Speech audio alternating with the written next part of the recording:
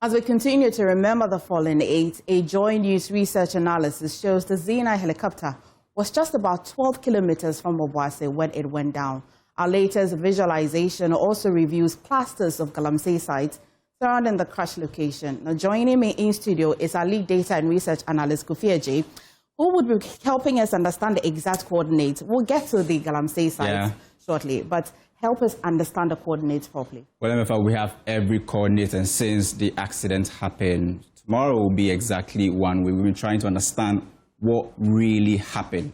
And so we've been gathering data from official sources as well as experts like Kenneth Abuaje, who have been speaking on the issue. And this is what we are using to do our visualization. So what we are doing basically is to bring life to what the experts are saying and what is behind the numbers. So let's start from the Air Force Base where the plane actually took off from. This is where the helicopter left on its way to Obuasi. So this is the Air Force Base in Accra where the Z-9 helicopter left to Obuasi. We understand that the estimated time for the entire journey was around 50 minutes. So when it left Accra around 9:12 a.m., it was expected to land somewhere at the Linkley Sports Stadium. And let me show you that this is where it was supposed to land at exactly or somewhere around 10 a.m.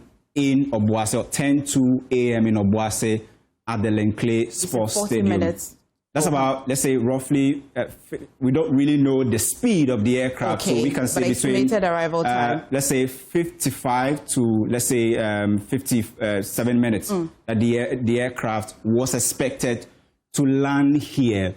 And we've been trying to understand that the entire journey was about 180 kilometers. And per our analysis that we've done, as at the time that the crash occurred, the pilot had done about 93% of the journey already. So he was just left about 7%. We've done the calculation, and at least he needed about 4 minutes to get to the Linkley Sports Stadium that you see here on the screen. This is where it was expected to land when it moved from the Air Force Base. Now, let me take you to the crash site for us to understand what really happened.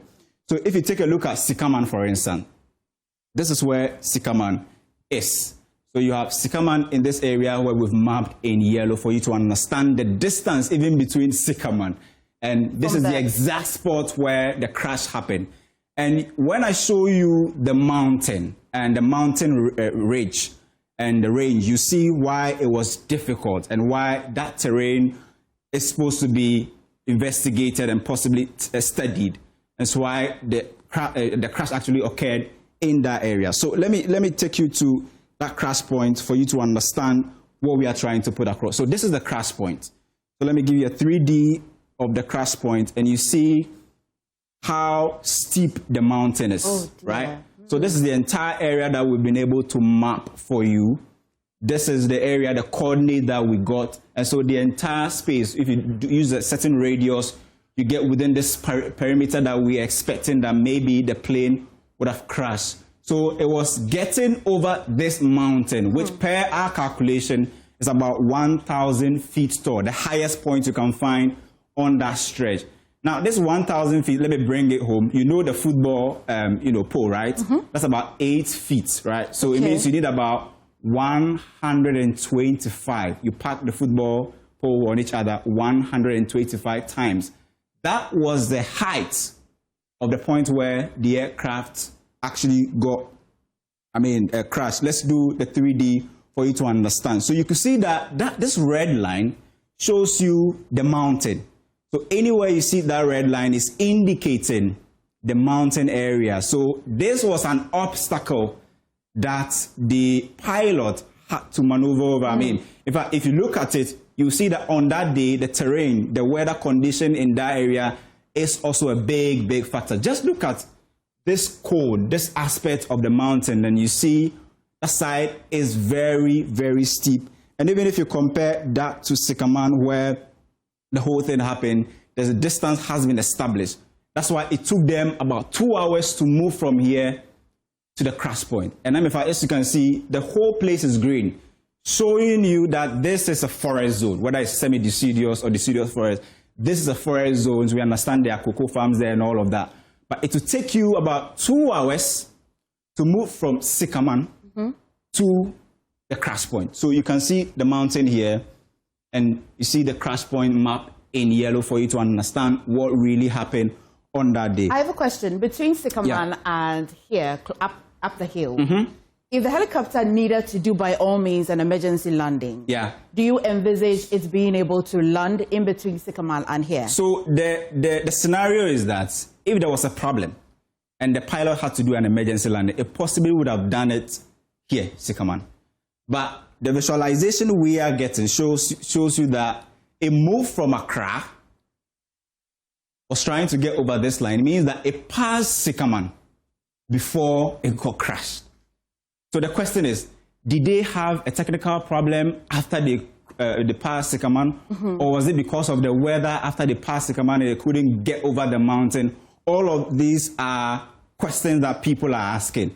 But if it was supposed to do any form of emergency landing, it was supposed to be it was supposed to be before they get to the mountain, either at Sycaman or somewhere around I think Bofuedu or Diapompo, or there's another town called I forgot the name of that town. But there were at least three safe areas that if he had to do any form of emergency landing, looking at the pictorial view we are giving you, it was supposed to be done before, because anything after this is taking you to Obuasi. So let's look at the line to the Linkley Sports Stadium. So you see here, right? And many have said that they were looking for two places where the aircraft could have landed, either the Linkley Sports Stadium or the AGC Park. Okay. This is another spot that it could have actually landed. And that distance we are saying is between 12 to 13 kilometers. That could have taken the pilot about, let's say, at least 4 minutes to get to Obuasi. Now, based on what Colonel Retired First Abajo said yesterday, we understand the Mi-17 was deployed when the issue happened. It was deployed from Tamale to Kumasi. And let's try and also visualize that for you. So once that happened, you see the Mi in the yellow line moving from Tamale.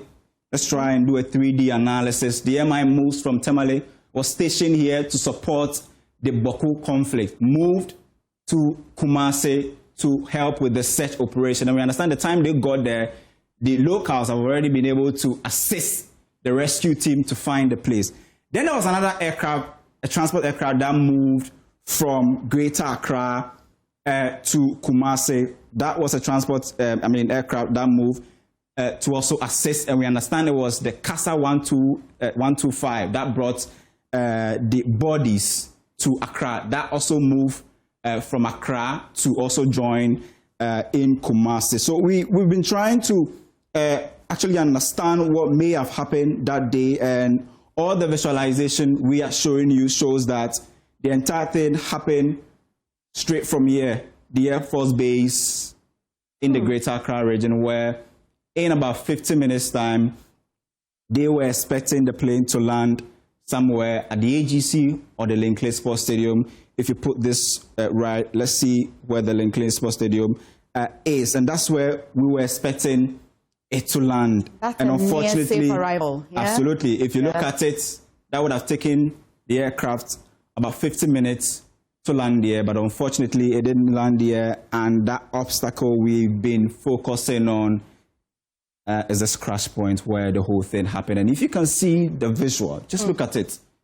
Very, very steep mountain. I mean, very cold. You can see it here, that the entire area, if you look at the terrain, that's a very tall mountain that the aircraft, we all don't know. The scenario is that maybe it was already over, it had a problem, fell, or it was flying low, crashed into it. Nobody knows. But these are questions that we're looking for answers. Yeah, for answers too. But, I mean, you have also been digging, and you've been discovering or uncovering some possible mining sites around the crash area, particularly.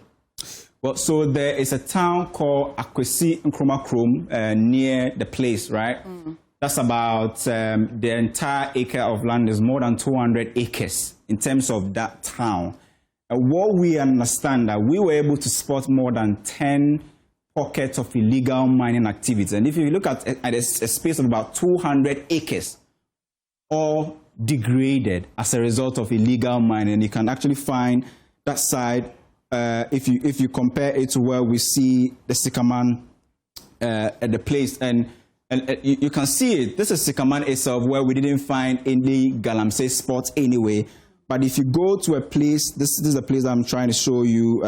If I can get that place, there are places that you see illegal mining activities all over, and we were able to count about at least 10 the colored areas, right? between the exactly. green areas, so you right? see pockets of galamsey activities, and so it's unfortunate that this issue actually happened, and you've seen the crash point, and this so amazing. If you look at the unfortunate situation that happened at the crash point, and we've been trying to visualize the whole thing, and you can see the, I mean, very, very steep area. And this, according to the exact coordinate we got from our reporter, we've been able to map this area as the possible place that the plane may have actually crashed, trying to, right after it got over Sikaman, and you can see the distance between the two towns there. So this is what we have so far. We've been trying to understand, and when we get fresh data, we will update the map, and possibly that will give us some further and better particulars as to what happened under the MFR. Thank you so much. This really brings it much more to home for us. Well, in a